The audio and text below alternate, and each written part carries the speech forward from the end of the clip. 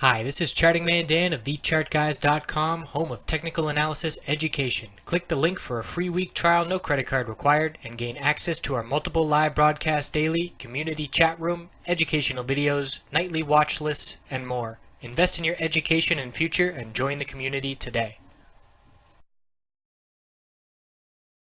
Hello everyone, checking in on the financial sector. Certainly been interesting. We've had some earnings come in, but the bulls aren't seeing the reaction that they would anticipate with some of these names beating.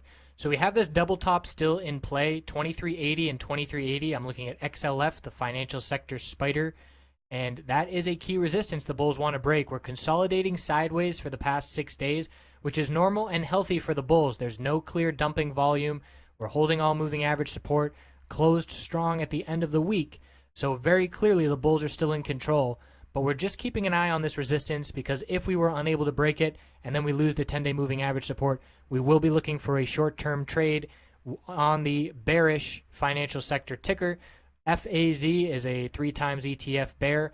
We can see the bulls are trying to defend 3350, and we can see in the past 6-7 days we have held this level 4 times. We barely held it Friday with that weak close. If the bulls can continue to hold it, we will look for a bullish reversal candlestick and a test of this 10-day moving average resistance. And if we get over that 10-day moving average, we will look for some short-term upside in FAZ. That being said, if XLF breaks that double top of 2380, certainly a bullish indication, and we'll be looking for the bulls to continue to the upside. So FAS is the 3 times bull ETF, and we can see it looks pretty much the exact same as XLF, but that's a way that you can play the financial sector bullish if we do see a break at that double top. GS has been one of the individual stronger banks, and there is a very key resistance on multiple time frames to watch now.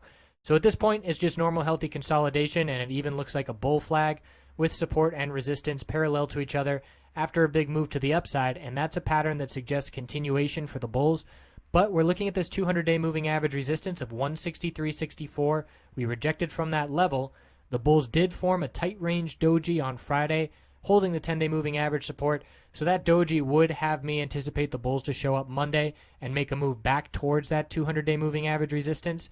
We're getting tighter and tighter in between the 10-day and the 200-day. So that's a little channel to keep an eye on, and we can see decreasing volume on the consolidation is exactly what the bulls want to see.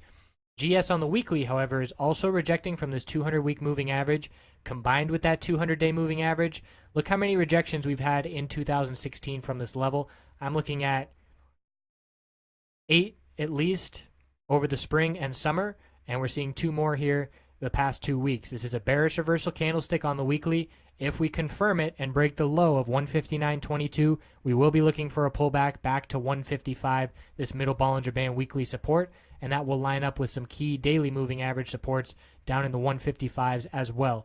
So perhaps a little short-term move to start next week, and then a pullback further, confirming that bearish reversal weekly candlestick for a move down to 155.